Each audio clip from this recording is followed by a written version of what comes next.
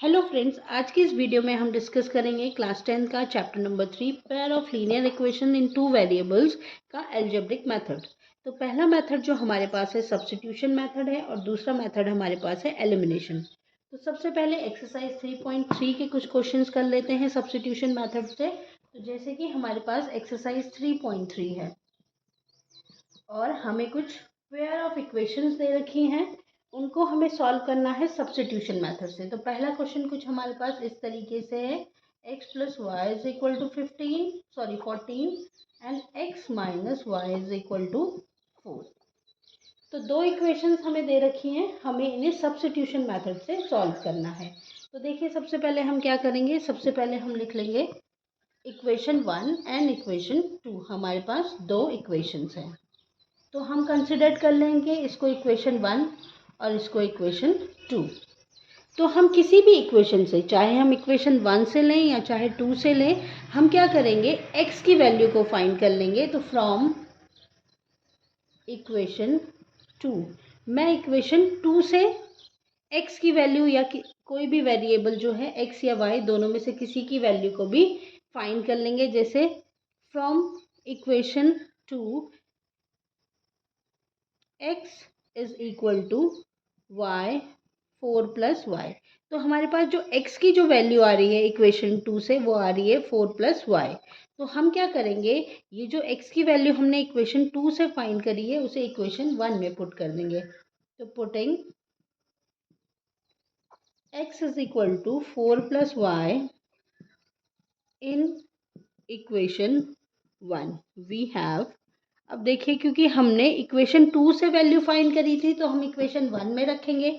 अगर हम इक्वेशन 1 से वैल्यू को फाइंड करते तो हम इक्वेशन 2 में रखते। तो ये हो जाएगा x plus y is equal to 14 है हमारे पास, तो ये हो जाएगा x जो है हमारे पास यहाँ पे है 4 plus y is equal to 14।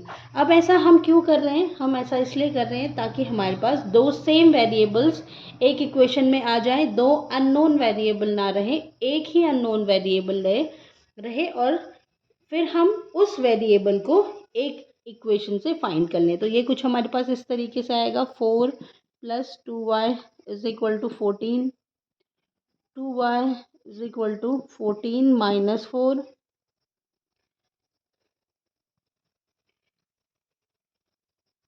तो ये हमारे पास आया 2y इज इक्वल टू 10। तो y की जो वैल्यू आ जाएगी हमारे पास आ जाएगी 10/2। y is equal to 5। तो y की वैल्यू हमारे पास आ गई 5। अब हमें x की वैल्यू फाइंड करनी है। तो हम किसी भी इक्वेशन में, इक्वेशन 1 या 2 में, ये जो वैल्यू हमने सेकंड से फाइंड करी थी कि x is equal to 4 plus y, तो putting y is equal to 5 in equation 1 we have, ये हो जाएगा x minus 5 is equal to 4, x is equal to 4 plus 5। तो x की जो वैल्यू हो जाएगी वो हो जाएगी 9। तो x की वैल्यू हमारे पास 9 आ गई और y की वैल्यू हमारे पास आई 5। तो ये वैल्यूज़ आ गई। अच्छा, इनको चेक करने का एक तरीका होता है कि हमारा जो आंसर है वो सही है या नहीं है। तो x और y की वैल्यू को हम किसी भी इक्वेशन में पुट कर लेंगे। अगर हम x जो है हमारे पास 9 है और y हमारे पास 5 है, तो देखिए 14 आ रहा है। तो दोनों LHS और RHS अगर हमारी इक्वल आ रही है तो इट मीन जो सॉल्यूशन हमने अननोन वेरिएबल्स का फाइंड किया है वो करेक्ट है। सेकंड क्वेश्चन देख लेते हैं। सेकंड क्वेश्चन कुछ ये है, कुछ इस तरीके से हमारे पास है s minus t is equal to 3 and s/3 plus y by 2 is equal to 6। Equation 1 और इक्वेशन 2। अभी पहली इक्वेशन तो जो है हमारे पास सिंपल इक्वेशन है, लेकिन सेकंड जो है हमारे पास फ्रैक्शनल है। तो पहले उसे हम सॉल्व कर लेते हैं।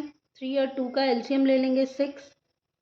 इसको फर्दर अगर हम सॉल्व कर लेते हैं तो 3 से डिवाइड करेंगे 6 को, 2 आएगा, 2 into S is 2s, plus 2 से डिवाइड करेंगे 6 को, 3 आएगा, 3 इंटू टी इज 3t और ये हमारे पास हो जाएगा 6। अब ये इसके साथ क्रॉस मल्टीप्लाई हो जाएगा तो ये हो जाएगा 2s plus 3t is equal to 36। तो इक्वेशन 3 हम इसको कंसिडर कर लेंगे। अब हमारे पास इक्वेशन 1 है, हमारे पास s minus t is equal to 3, और हमारे पास नेक्स्ट जो इक्वेशन आई है 2s plus 3t is equal to 36। अब हम क्या करेंगे, फ्रॉम इक्वेशन वन हम क्या करेंगे, x की वैल्यू को सब्स्टिट्यूट कर लेंगे या x की वैल्यू को फाइंड करेंगे। तो ये कुछ इस तरीके से आएगी 3 प्लस टी। तो s की जो वैल्यू आई हमारे पास आई 3 प्लस टी। अब इस वैल्यू को हम इक्वेशन 3 में पुट कर देंगे। तो putting s is equal to 3 plus t in equation 3, तो हमारे पास क्या आएगा, कुछ इस तरीके से हमारे पास आएगा। ये हो जाएगा 2s जो हमारे पास है 3 plus t plus 3t is equal to 36। तो इसको फर्दर सॉल्व कर लेंगे। 2 multiplied with 3 6 plus 2t plus 3t is equal to 36। T जो है एक साथ सॉल्व हो जाएंगे, दोनों प्लस के हैं तो 5t हो जाएगा। नंबर्स को हम एक साइड लिख लेंगे, तो 5t इज इक्वल टू 30। तो t की जो वैल्यू होगी हमारे पास आएगी 30/5, मतलब कि 6। तो t की वैल्यू आ गई हमारे पास 6। अब हमें s की वैल्यू को फाइंड करना है। देखिए t की वैल्यू हमारे पास आ गई थी 6, s की वैल्यू आ जाएगी s minus 6 is equal to 3।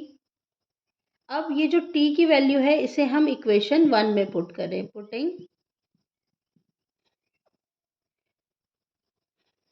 Putting t is equal to 6 in equation 1, तो ये हो जाएगा हमारे पास s is equal to 3 plus 6। तो s की वैल्यू जो आ जाएगी 9 आ जाएगी। तो s की वैल्यू हमारे पास आई 9 और t की वैल्यू हमारे पास आई 6। तो t हमारे पास आया 6। अब इन दोनों ही वैल्यूज़ को अगर आप इक्वेशन 1 में रखते हो तो LHS और RHS हमारे पास दोनों में अगर इक्वल आते हैं तो इट मीन्स जो वैल्यू हमने वेरिएबल्स की निकाली है वो करेक्ट है। और अगर दोनों साइड इक्वल नहीं आती है, जैसे 9 माइनस 6 इज इक्वल टू 3, तो देखिए 3 LHS is equal to RHS। अगर LHS RHS इक्वल नहीं आ रहे हैं तो इसका मतलब कि आपने जो सोल्यूशन किया है वो गलत है। क्वेश्चन नंबर 3 देख लेते हैं, इक्वेशन 1 एंड इक्वेशन 2। देखिए इक्वेशन 2 को हम फर्दर सिंप्लीफाई कर सकते हैं। तो अगर हम इसे फर्दर सिंप्लीफाई करते हैं तो पूरी इक्वेशन को डिवाइड कर देंगे 3 से। ये हमारे पास हो जाएगा 3x minus y is equal to 3। तो देखिए दोनों इक्वेशन जो है हमारे पास 1 और 3 दोनों ही सेम इक्वेशंस हैं। तो देखिए जब सेम इक्वेशंस होती हैं तो उसमें क्या होता है वो हम आगे सॉल्व करके देखेंगे। तो सबसे पहले अगर हम देख लेते हैं फ्रॉम इक्वेशन 1 वी हैव, देखिए हमें क्या मिलता है कि x is equal to 3 plus y upon, अच्छा स्टेप वाइज देखते हैं। 3x is equal to 3 plus y, x की जो वैल्यू हो जाएगी वो हो जाएगी 3 प्लस वाई अपॉन 3। अब इस वैल्यू को putting x is equal to 3 plus y upon 3 in equation second, तो हमें क्या मिलता है, देखिए हमें मिलता है 3 plus y upon 3 minus y is equal to 3। तो 3 से 3 cancel, 3 plus y minus y is equal to 0, दोनों कैंसिल, 3 इज इक्वल टू 3। तो इसका मतलब होता है जब हमारे पास दोनों ही इक्वेशन सिमिलर हैं तो इसका मतलब है कि हमारे पास जो वेरिएबल्स हैं उनके इनफाइनाइट नंबर ऑफ सॉल्यूशंस हैं। मतलब x के भी बहुत सारे सॉल्यूशंस होंगे, इनफाइनाइट नंबर ऑफ सॉल्यूशन होंगे, और y के भी हमारे पास इनफाइनाइट नंबर ऑफ सॉल्यूशंस होंगे।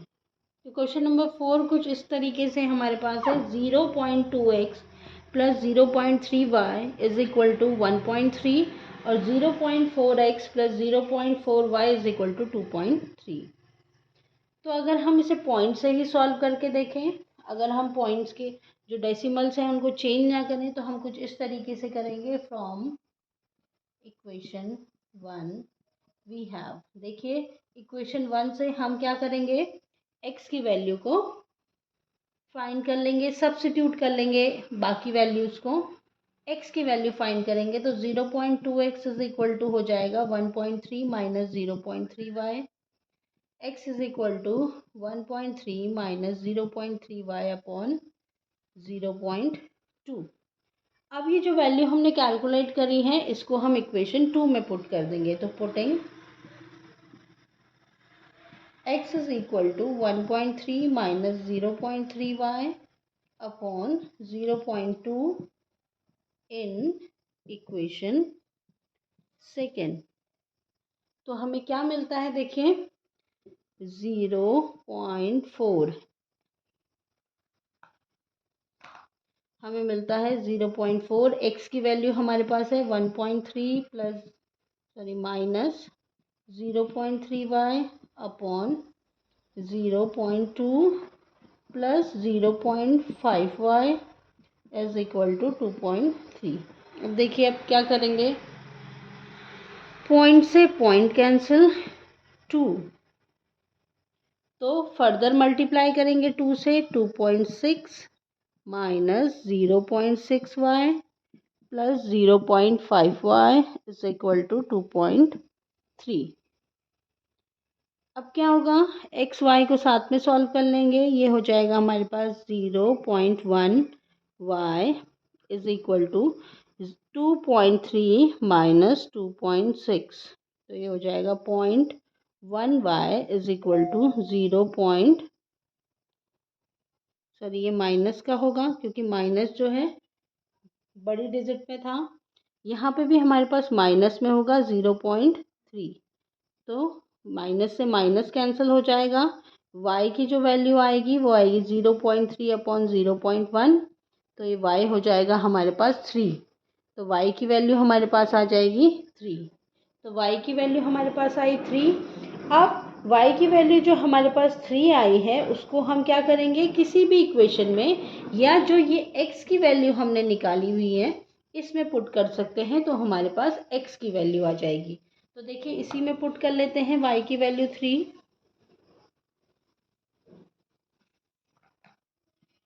Putting y is equal to 3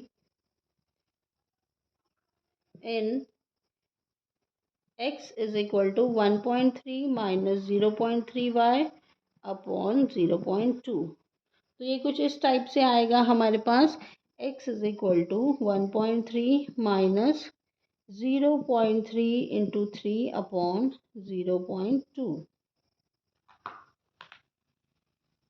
अब ये हमारे पास हो जाएगा x is equal to 1.3 minus 0.9 upon 0.2, तो x की वैल्यू आ जाएगी 0.4 अपॉन 0.2, पॉइंट से पॉइंट कैंसिल हो जाएगा 2, तो x की वैल्यू हमारे पास आई 2, x जो है हमारे पास 2 आया और y जो है हमारे पास 3 आया। और चेक करने का मेथड हम पिछले क्वेश्चन में सीख चुके हैं, तो वैल्यूज पुट करके हम देख लेंगे कि LHS जो है RHS के इक्वल आया है या नहीं आया है। क्वेश्चन नंबर 5 जो है हमारे पास वो है √2x plus √3y is equal to 0, this is equation 1। और दूसरा है हमारे पास, दूसरी इक्वेशन है √3x minus √8y is equal to 0, equation 2। अब फ्रॉम इक्वेशन 1, पहली इक्वेशन से from equation 1 we have x की अगर हम वैल्यू फाइंड कर लेते हैं तो ये हो जाएगा √2x is equal to 0 minus √3y। x की जो वैल्यू आएगी वो आएगी हमारे पास माइनस √3y अपॉन √2। अब इस वैल्यू को putting x is equal to minus root 3y upon root 2 in equation second. Second equation में रख देंगे तो हमें मिलेगा वी हैव, ये हो जाएगा हमारे पास root 3 into minus root 3y upon 2 root 2 minus root 8y is equal to 0। तो ये हमारे पास हो रहा है root 3 into root 3 is minus 3y। LCM लेके सॉल्व करेंगे जब हम इसे, तो ये हो जाएगा, एलसीएम आ जाएगा root 3 into root 3 is minus 3y minus root 2 into root 8 is root 16y is equal to 0 minus 3y। Root 16 जो होता है 4 का परफेक्ट स्क्वायर होता है 0 इंटू रूट 2, तो minus root 7y is equal to 0। तो y की जो वैल्यू आएगी 0 अपॉन माइनस 7, तो y की वैल्यू हमारे पास आ गई 0। तो y हमारे पास 0 आ गया। x की वैल्यू फाइंड कर सकते हैं। अगर हम y की वैल्यू को किसी भी इक्वेशन में रख लें, putting y is equal to 0 in equation 1, तो हमें मिलता है root 2x plus root 3 into 0 is equal to 0। तो ये हो जाएगा root 2x plus 0 is equal to 0, root x is equal to 0 upon root 2।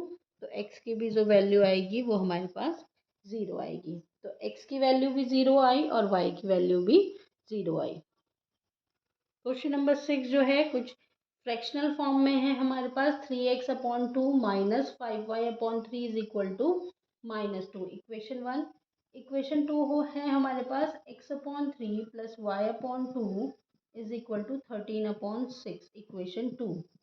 तो पहले फ्रैक्शनल जो इक्वेशंस हैं हमारे पास उनको हम सिंपल फॉर्म में लिख लेते हैं। तो एलसीएम लेके सॉल्व कर लेंगे फॉर इक्वेशन 1।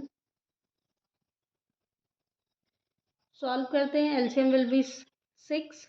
ये हो जाएगा हमारे 2 से डिवाइड करेंगे 6 को 3 into 3x is 9x minus 3 से डिवाइड करेंगे 6 को 2 into 5 is 5y is equal to 10y is equal to -2। Cross multiply हो जाएगा 9x minus 10y is equal to -12। This is equation 3। ऐसे ही हम इक्वेशन 2 को सॉल्व कर लेंगे। फॉर इक्वेशन 2 एलसीएम हमारे पास होगा 6, सॉल्व कर लेंगे, ये हो जाएगा 2x plus 3y is equal to 13 upon 6। Cross multiply कर लेंगे तो इक्वेशन हमारे पास ये यहाँ जाएगा, तो ये इधर जाएगा, कैंसिल हो जाएगा। ये हो जाएगा हमारे पास 2x plus 3y is equal to 13, equation 4। अब हम क्या करेंगे, इक्वेशन 3 और 4 को सॉल्व कर लेंगे।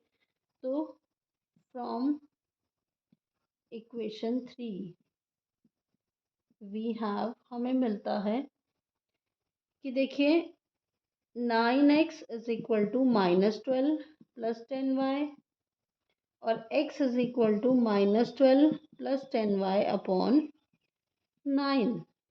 इस वैल्यू को हम इक्वेशन 4 में रख देंगे। ठीक है, putting x is equal to this in equation 4। तो इक्वेशन 4 है हमारे पास 2x है -12 plus 10y upon 9 plus 3y is equal to 13। तो ये हो जाएगा -24 plus 20y upon 9 plus 3y is equal to 13। Further अगर हम इसे सॉल्व करते हैं, एलसीएम लेके सॉल्व करना पड़ेगा क्योंकि इसके नीचे 1 है, तो ये हो जाएगा 9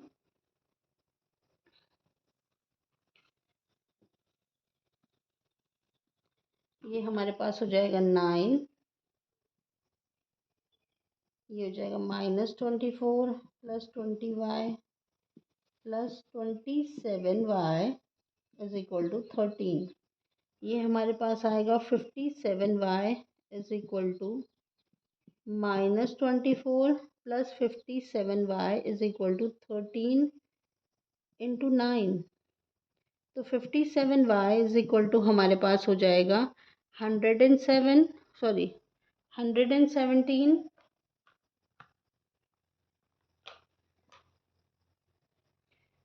प्लस 117 प्लस 24।